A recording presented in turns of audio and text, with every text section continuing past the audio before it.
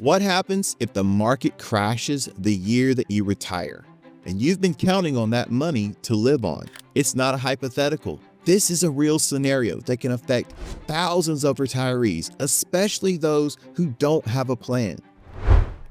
Welcome to Carolina Retirement Club, where we help couples in the Carolinas build their wealth, protect their income, and retire with confidence. Today, we're going to unpack one of the most misunderstood dangers of retirement income planning, and that is sequence of return risk. And we're going to talk about what you can do to help avoid it. So what is sequence of return risk? Let's look at it this way. You've spent the last 20 or 30 years of your working career building and growing your nest egg. You've been in asset accumulation mode. And hopefully over the last 20 or 30 years, those returns or your average rates of return have looked really good. And you're feeling confident about being prepared for retirement. But what happens if the market were to crash right before you retire? Here's the catch.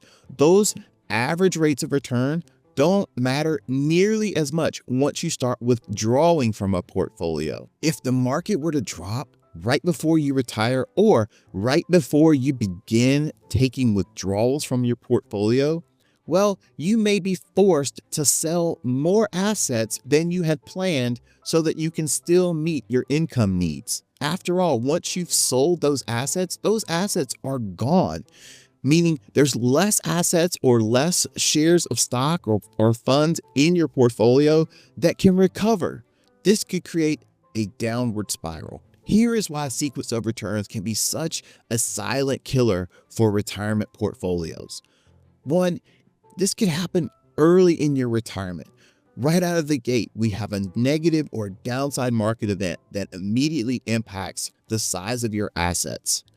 Two, this could start you creating a downward spiral with having to increase the amount of assets you're selling in order to meet your income needs. So the downside market event is magnified by these systematic withdrawals that you're making from the portfolio. And three, this could cut short a 30-year plus planned retirement. It could cut short your funding by over 10 years if the drawdown is significant enough. One of the things that gets really challenging is when we begin our retirement journey, we don't necessarily know how long we're going to live. And so we're planning for an unknown time horizon.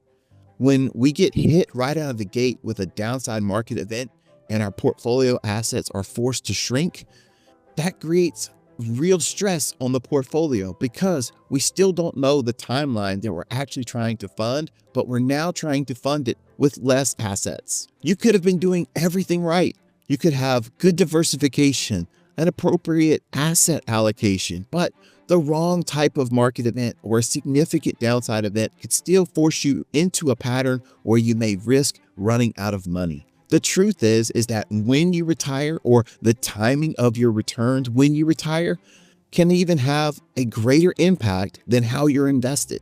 And I know that sounds crazy because that's not what people are taught.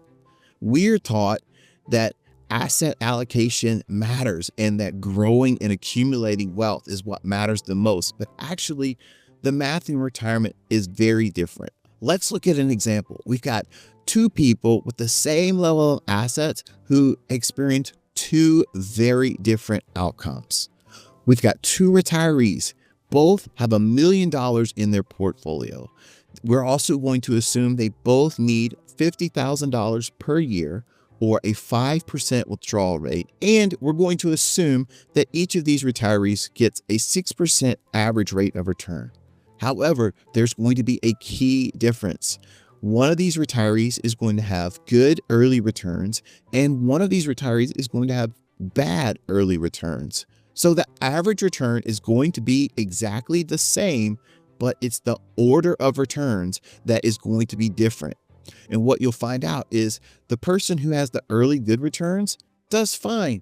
It's the person who has the bad early returns that really struggles. In fact, they risk running out of money after only 17 years. That's a key difference. So if you have early good returns, your portfolio has a chance to even grow despite making withdrawals. But a bad sequence of returns early in retirement can be devastating. The key here is that average returns aren't as important as the order of returns. We just looked at an example where we have two people who have the same average rate of return, but very different experiences when it comes to their performance in retirement. That's sequence of return risk in action. The good news, you don't need to panic. You don't need to be worried. What you do need to do is have a strategy. Here are 3 specific ways that you can mitigate or address sequence of return risk. You can have a bucket strategy where you have a short-term bucket, a mid-term bucket, and a long-term growth bucket. Now, there are multiple ways that these buckets can be designed, but the idea here is that your short-term bucket is going to be the initial place that you pull withdrawals from in retirement. And this bucket is going to be the most insulated from any negative market events. The next way you can address sequence of return risk is you can create what's called a flooring strategy. This is where you look at all of your sources of income. Maybe you have Social Security claiming strategies in place. Maybe you have a pension.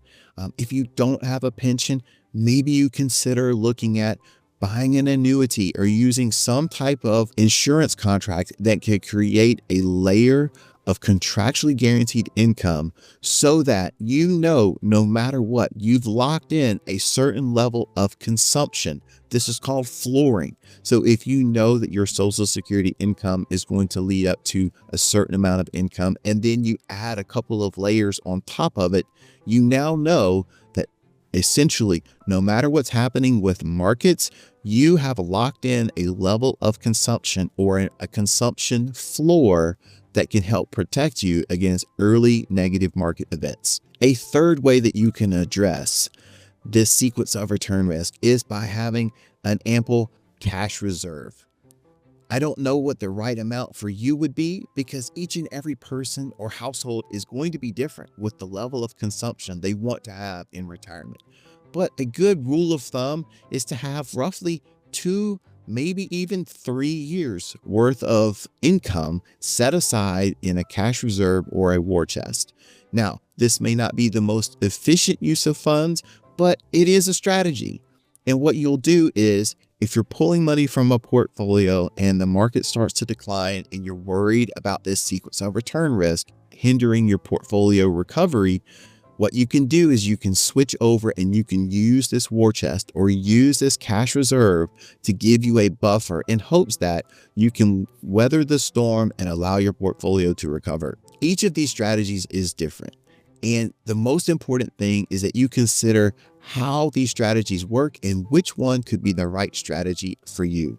There are multiple variations of each of these strategies, so it's not going to be black and white. What you need to do is think carefully about which one could be the right one for you and which one you feel most confident that you could stick to when we see market volatility. Because if you have a strategy but you don't stick to it, then you really don't have a strategy. So here's the question that many people can't answer. How much of your retirement assets are exposed to sequence of return risk? Do you know how much you can safely withdraw each year?